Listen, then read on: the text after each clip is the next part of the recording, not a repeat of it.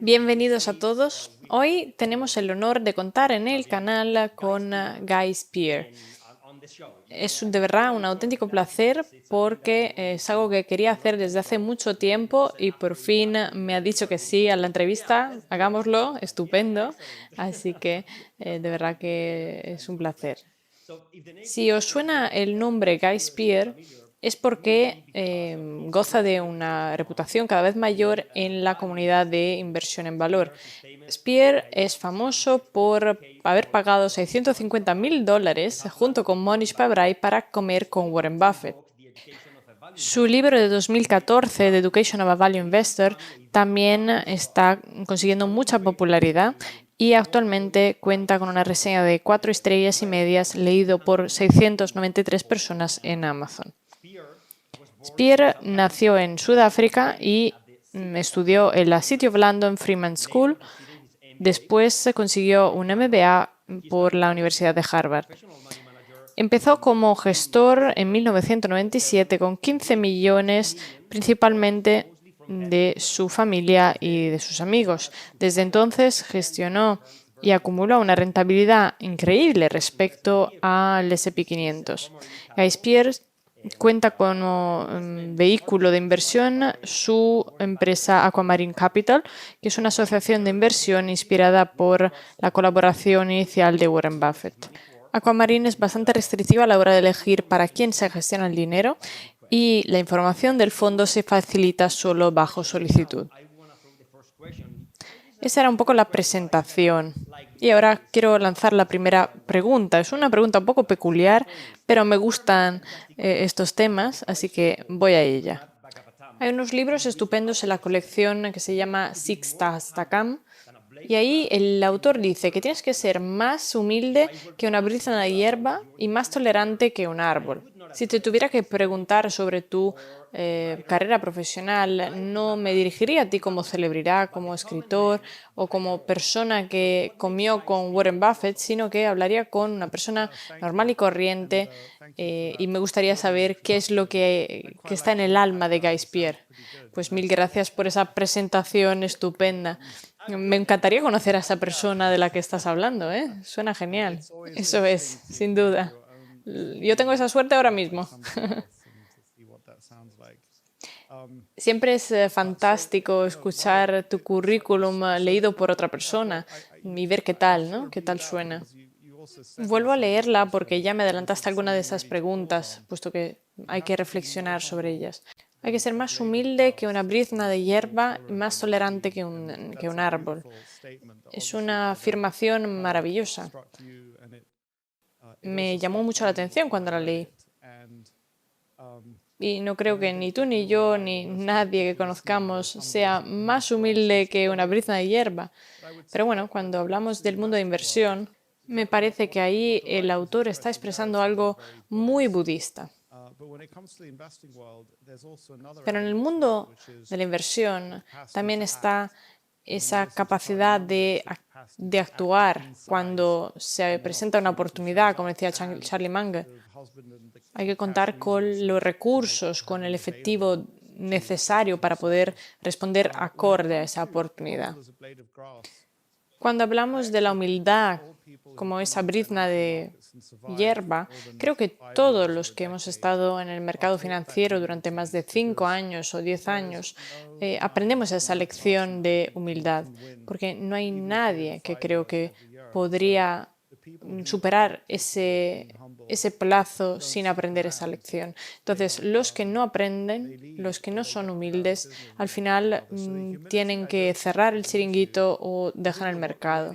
Creo que la humildad, así que no veo la humildad como un problema, pero lo que me interesa más, bueno, lo de la tolerancia, que es como un árbol, quizás sea una mala traducción de la lengua original, porque la brizna de hierba se mueve con el viento, mientras que ese árbol, quizás un roble firme, se queda ahí estable, ¿no? Entonces, quizás ha perdido un matiz. Yo soy humilde, sé que no lo sé todo, pero aún así voy a actuar con mucho dinero, tal y como hemos visto hacer a Charlie Munger en Alibaba, donde ha duplicado su inversión. Así que no creo que la parte de la humildad sea problemática. Además, existe una parte que tiene que ver con la naturaleza de la persona. Yo me pregunto desde hace tiempo cuánto durará en el cargo de primer ministro Boris Johnson, esa persona tan egocéntrica.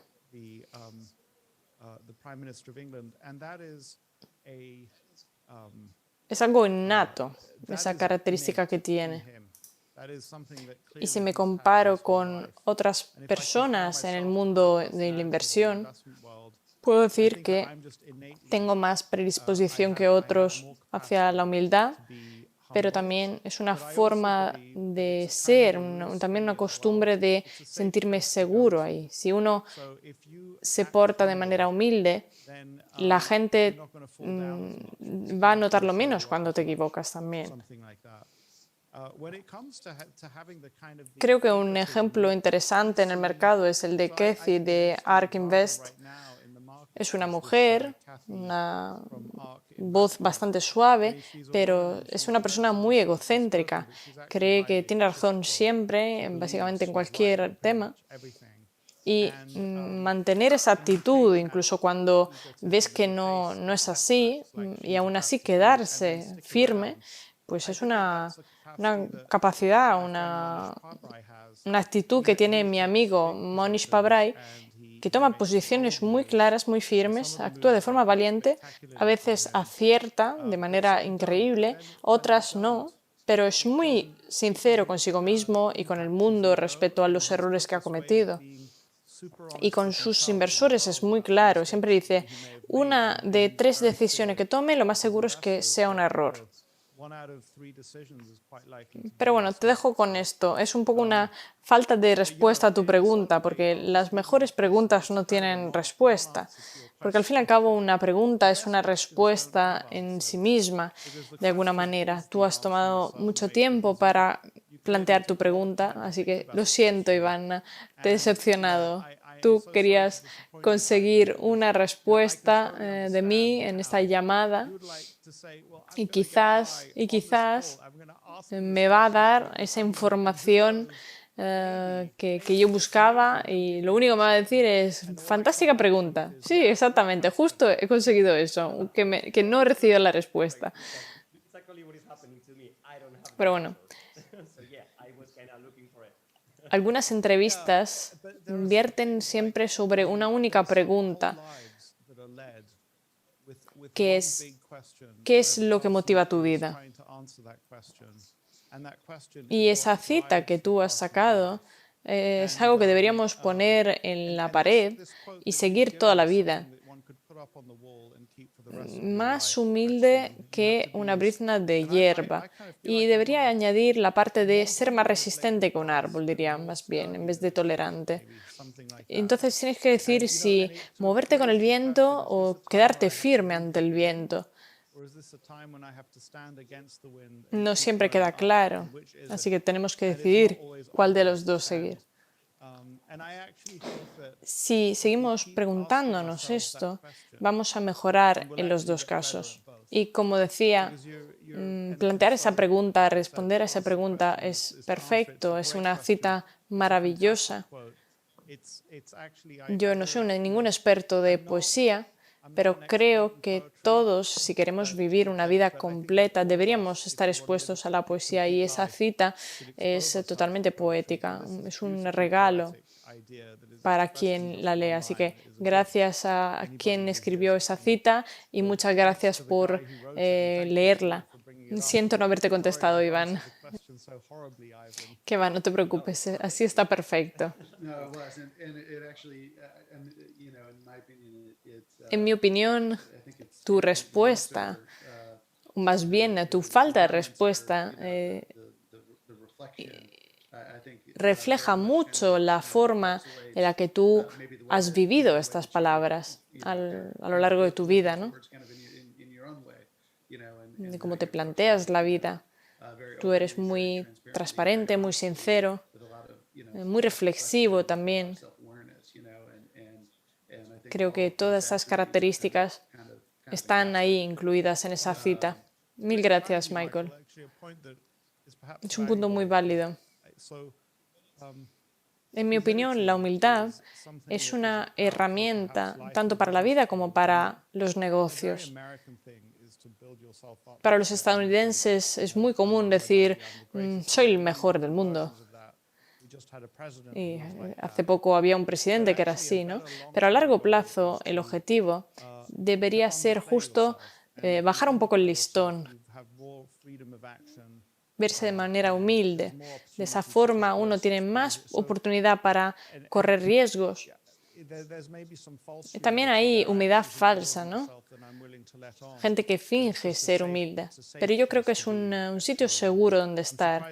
Me sorprende que, de hecho, poca gente utilice esa estrategia. Y esto me recuerda a una cita de Golda Meir, una política israelí, la primera mujer primer ministra de Israel, que decía, no seas tan humilde, no eres tan bueno. Y me encanta, la verdad, me encanta, muy buena. Así que nada, con eso he contestado tu respuesta, Iván. Sí, bueno, sacando las conclusiones de esta honestidad, de esta humildad, te he escuchado una vez decir que tienes un sesgo hacia la falta de acción y me sorprendió. La mayoría de nosotros que hemos gestionado carteras podemos entender a qué te refieres.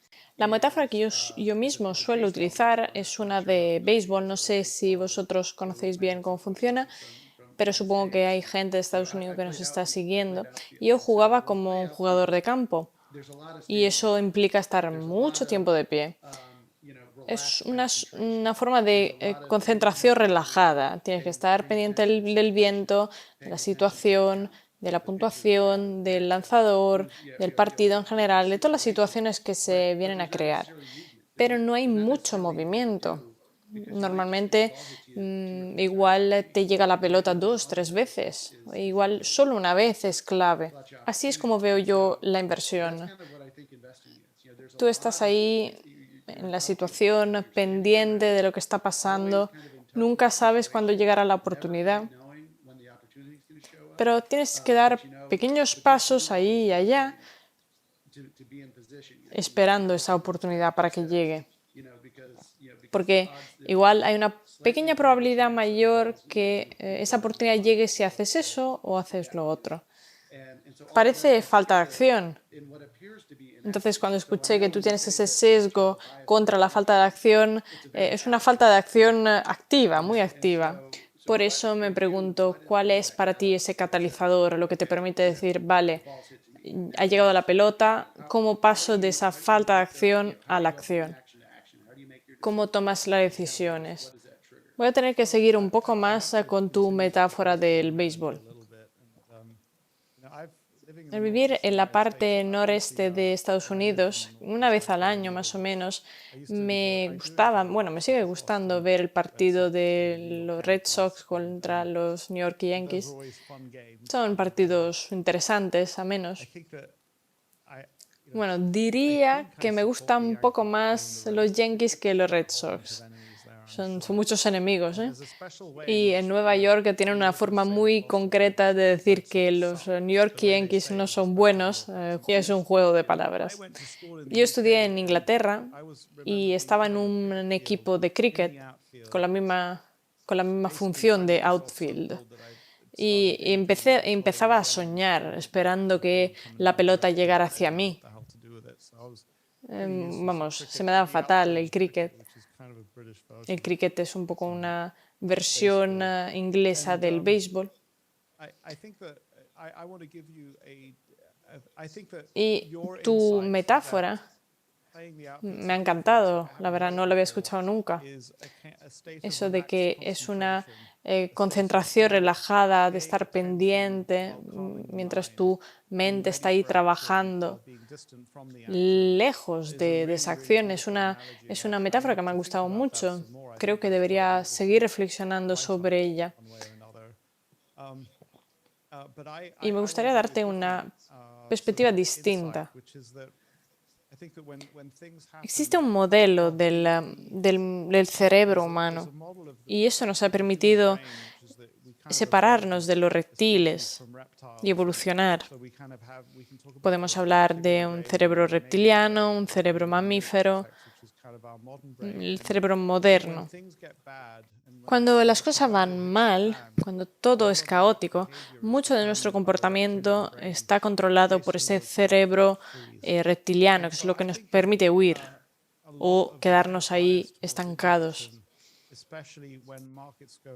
Así que creo que mucho de mi sesgo contra la falta de acción, sobre todo cuando los mercados son turbulentos, tiene menos que ver con esta imagen que tú has descrito de forma maravillosa, de esa concentración relajada, sino más bien con ese estar ahí estancado sin poder moverte. Es simplemente una coincidencia que alguien que se queda estancado por la locura del mercado pueda tener mucho éxito. La mayoría de la gente, en cambio, lo que hace es huir. Podría ser, por ejemplo, vender a toda costa. Porque la idea de este cerebro reptiliano es que te domina, domina cualquier racionalidad, cualquier razonamiento lógico. Parte de mi sesgo contra la falta de acción es que cuando el mercado es turbulento, mi cerebro se queda en no hacer nada. No se puede aplicar en la metáfora del cricket o del béisbol, pero bueno, yo creo que tengo TDAH. Existe un libro maravilloso al respecto que se llama It's hard to make a difference when you can't find your keys. Es complicado cambiar el mundo cuando no encuentras tus llaves. Y creo que una gran parte de mi sesgo contra la falta de acción, de cuando el mercado no va bien, es que yo no soy bueno haciendo las cosas. Por lo tanto, si no soy bueno, incluso la capacidad de tomar decisiones, levantar el teléfono, buscar la cuenta de tu broker, para mí es demasiado. Entonces, algo está pasando. Entonces, ese sesgo contra la falta de acción se debe a eso. Y es algo innato, creo. Pero lo que tú describes es una analogía estupenda y te lo agradezco, la verdad, porque me ha gustado mucho. Y tu pregunta es muy buena. Antes de que empezara con el cricket de niño, si alguien me hubiera explicado que yo estaba buscando ese estado calmo de alerta, no habría sido un gran outfield y me habrían echado del equipo muy rápido. Sí, es que el outfield tiene muy mala fama, porque si te cuentan que no vas a ver casi nunca la pelota, la gente no se dedicaría a eso. Pero bueno, es una función importante del juego. Sí, en esos partidos, en esos momentos claves, cuando el receptor, el catcher, coge la pelota, hay ese momento de gran alegría o de miedo, ¿no? Cuando puede hacer un home run. Y como inversor, lo que buscas es ser un outfielder, como decía Michael, ¿no? Es una idea maravillosa. Creo que el problema con mi sesgo hacia la falta de acción es que no siempre encajan en la situación. Lo que buscamos es esa calma inteligente, esa pelea entre huir o pelear no es exactamente esa calma que buscamos. Salí en una conversación que tuve hace poco. Si alguien no tiene TDAH, como es mi caso, no tienes igual ese síndrome de huir o pelear. Yo simplemente me doy cuenta de que tengo esa sensación. Entonces tengo ese dilema entre huir o pelear cuando el mercado va mal. Pero imagínate que eres un outfielder. El lanzador podría haber lanzado una pelota a 100.000 kilómetros por hora y es muy bueno, pero tú eres un outfielder y tu táctica va a ser, no vas a esquivar esa pelota porque tú tienes ese estado de calma, atenta. Me parece una buena metáfora, así que gracias por dejarme darte una respuesta que no es una respuesta. No, no, de nuevo, estaba perfecto, porque es una reflexión, ¿no? Así que, como tal, está perfecto. Al hilo de lo que has estado mencionando, me gustaría ver cómo combinar esta personalidad con tu estilo de inversión. Creo que mucha gente en este mundo de la inversión ven a gente exitosa y dicen, bueno, lo han hecho así, pues así hay que hacerlo, ¿no? Y ya está, hay que invertir así. Sin embargo, cuanto más experimentados sean, más se van a dar cuenta de que esa técnica ha funcionado para esa persona en concreto, para esa situación en concreto, para esa institución en concreto. Hay que personalizar mucho según el contexto, según la situación. Hay muchos factores que dependen del individuo o de esa situación en concreto, o quizás tenemos que considerar el ciclo del mercado, el periodo donde deja de funcionar, porque al fin y al cabo estamos hablando de un sistema dinámico. A la luz de esto, ¿cómo ves esa posibilidad de combinar tu estilo de inversión a tu personalidad? ¿Cómo es la dinámica? Porque hay muchos matices de valor, hay muchos matices distintos de inversores. Y más en concreto, lo de tener acciones para largo plazo, yo en concreto no estoy predispuesto a hacerlo durante mucho tiempo. No digo de cambiar de cartera cada día, por supuesto, pero quizás periodos de 12, 18 meses pueden ser un objetivo para mí, pero suelen ser un poco así una aspiración. No hablemos de 5 o 10 años. Me refiero en concreto a la inversión a largo plazo, que creo que tenga mucho que ver con el estilo personal, el estilo de inversión y la predilección personal.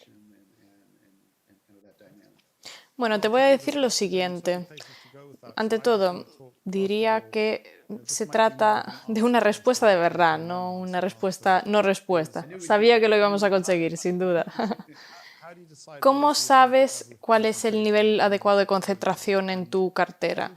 Bueno, en el papel te podría decir que argumentaría lo siguiente. Si yo tengo una buena idea, debería sin duda invertir el 10% de mi cartera en ella.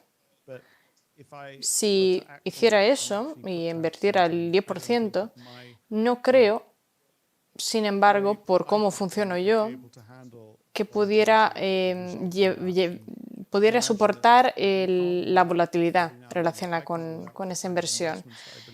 No podría excluir que de vez en cuando esa posición del 10% pudiera revelarse una pérdida total. Quizás 5 años después el precio sería inferior respecto a mi precio de compra. Lo que he entendido es que el límite máximo para mí a la hora de invertir es del 5%. ¿Qué ha implicado esto? Que ha habido casos en los que yo he dicho, vale, esta idea A es una idea buenísima y va a ser un éxito para nosotros, pero ya estoy invirtiendo ese 5%, así que voy a invertir ese dinero extra en la idea B, que es una idea peor que la idea A, sin duda, pero lo voy a hacer a sabiendas porque sé que si no, no podría dormir bien por la noche, por la volatilidad, a causa de la sobreexposición en la idea. Eso es algo que me ha ayudado muchísimo en los últimos años.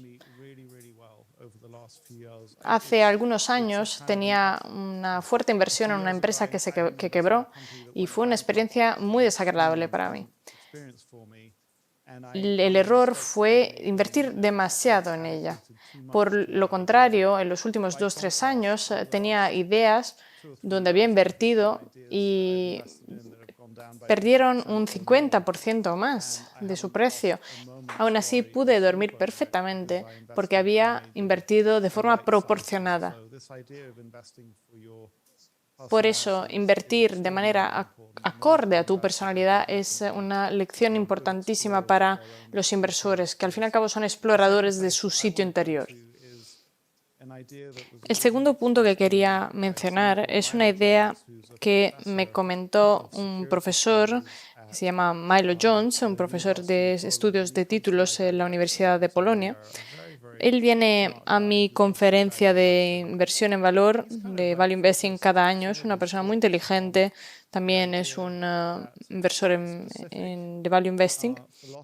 Él me explicaba que las filosofías del Value Investing, que ahora mismo están muy difundidas en el mundo, se desarrollaron al fin y al cabo por una persona que nació justo después de la depresión, se crió y vivió en el Medio Oeste.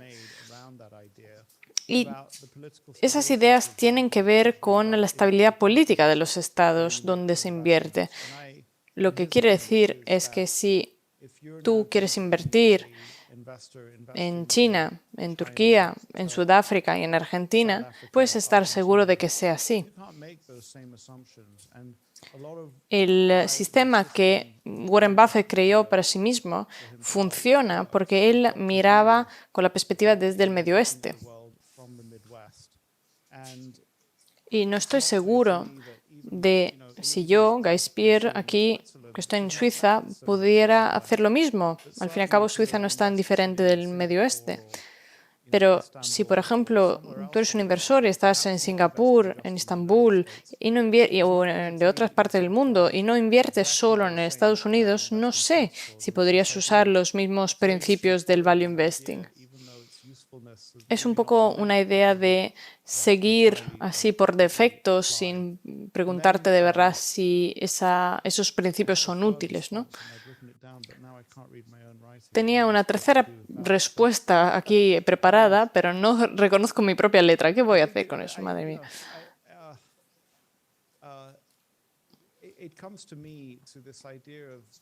Bueno, esto me lleva a la idea de cómo sé que controlo, que soy competente en este ámbito. ¿Cómo puedo definir esas áreas donde sí lo soy y otras en las que no lo soy? Bueno, para ello, Michael, volvería a mi falta de respuesta, mi respuesta donde no te contesto en realidad la pregunta. Porque es una pregunta muy importante la que has planteado y es muy complicado contestar. Argumentaría que, en mi experiencia, sirve tiempo. Es una reflexión que te lleva mucho tiempo y mucha experiencia para poder averiguar la respuesta. Vas adaptándote, ¿no? Vas adaptándote según lo que funciona para ti. Como has dicho tú antes, eso igual no funciona para ti, como has dicho, y cada uno tenemos que decidir dónde queremos ir y qué queremos hacer, cómo funciona nuestro proceso de inversión. Os voy a contar una pequeña anécdota. Algunas personas me han preguntado por una lista de verificación que hemos creado Monish y yo para invertir. Monish tiene su versión, yo tengo la mía y la hemos actualizado. Cuando hacemos errores o cuando otros cometen errores, deberíamos mirar esta lista y ver qué habrían podido saber cuando cometieron ese error. Y luego deberíamos fijarnos en ese elemento de nuestra lista o añadirlo si falta. Hablé hace poco con una persona que invirtió en una empresa nacional de loterías. Y es un monopolio. Existen varias empresas de ese tipo, pero normalmente las lleva el Estado. Al fin y al cabo son apuestas, vender billetes de lotería. Un poco parecido al mundo de los cigarrillos, porque empobrecen a los que ya son pobres, porque son justo ellos los que suelen comprarlos, ¿no? Pero el negocio era increíble, sobre todo porque era un monopolio. Poco después de que esa persona comprara las acciones, la empresa se investigó justo por ser un monopolio. Y ahora está un poco con dudas porque no sabía si las acciones que perdieron mucho de valor iban a volver a subir. Lo más seguro es que iban a volver a subir. Pero bueno, esa persona lo que entendió es que hay gente que quizá no quiera invertir en esas empresas porque esas empresas tienen el riesgo de que se les investigue con lupa. Mi argumento, hablando con esa persona, es que deberían perdonarse a sí mismos, porque nosotros al cometer esos errores aprendemos y tenemos que asegurarnos de que lo que invertimos sea bastante, porque puede que se convierta en un error, ¿no? Por lo cual deberíamos invertir bastante como para que tenga sentido, pero no demasiado como para poder dormir bien por la noche. Deberíamos perdonarnos y no repetir ese error. En su caso, no creo que sería justo vender justo al enterarse en la investigación, porque el mercado al fin y al cabo habría sobrereaccionado, habría superado esa investigación. Esa es una anécdota de la vida real para explicar el proceso dinámico, para entender el estilo de inversión de cada uno, lo que nos funciona, lo que nos funciona. Igual alguien que nos está escuchando dice, madre mía, pero es que no tengo un estilo de inversión. Y no pasa nada, porque necesitamos tiempo para darnos cuenta de cuál es ese estilo que tenemos, aprender de nuestros errores. Eso nos va a permitir aprender y entender cuál es nuestro estilo. Entonces, si eso va a ser un error, ¿qué voy a aprender de esto? Esa es una buena pregunta que plantearnos. Me parece muy interesante tu respuesta y, de hecho, me gustaría preguntarte más al respecto. Porque recuerdo una entrevista que diste hace un par de años y decías que no deberíamos seguir el consejo que tú mismo escribiste en tu libro, de no hablar con los gestores de las empresas. Sabemos que mucha gente habla con ellos y que tú te habías equivocado con ese consejo.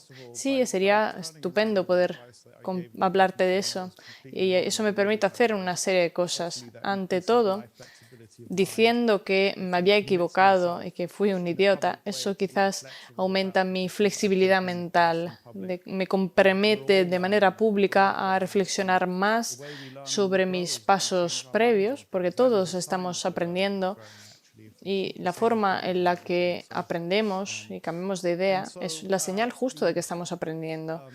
Puedo utilizar una analogía para explicarte por qué en ese momento escribí eso convencido de que fuera una buena idea, pero que en realidad no lo es la de la motosierra. Imagínate que somos unos leñadores, tenemos que cortar una secuoya enorme en medio de la selva. No vamos a utilizar una navaja, que no. Tampoco vamos a utilizar una sierra manual. Si tenemos una sierra manual, vamos a necesitar a 2 personas como mínimo, cambiar igual la hoja de la sierra un par de veces y vamos a tardar días en hacerlo, es mucho trabajo. En cambio, si vamos a tener una motosierra, igual con 1 o 2 horas podemos conseguirlo, tampoco es mucho trabajo.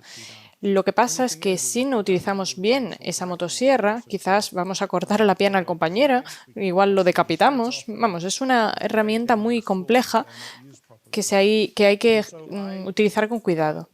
La analogía es esta. Hablar con los directivos, con los gestores, es una herramienta peligrosa también. Podemos caer en muchísimas trampas porque puedes caer en esos discursos de ventas que te hacen, te pueden intentar convencer de muchas cosas sobre el mundo, porque igual ellos se prestan demasiado a las promociones o voluntariamente no entienden bien el negocio. Porque si lo entendieran de verdad, se irían de ahí, se marcharían. Por ejemplo, pensemos en alguien que trabaja en un casino. Si trabajara ahí y entendiera que están explotando a la gente, pues igual no trabajaría ahí. Quiere volver a su casa y quedar bien con su familia, ¿no? No preguntaríamos a un jefe de un casino, ¿tú crees que este negocio que llevas es un negocio moral? Sí, es legal, pero es moral. Ellos están muy convencidos de lo que hacen y podrían convencerte de algo erróneo. Esto no quiere decir que no puedas aprender algo hablando con ellos.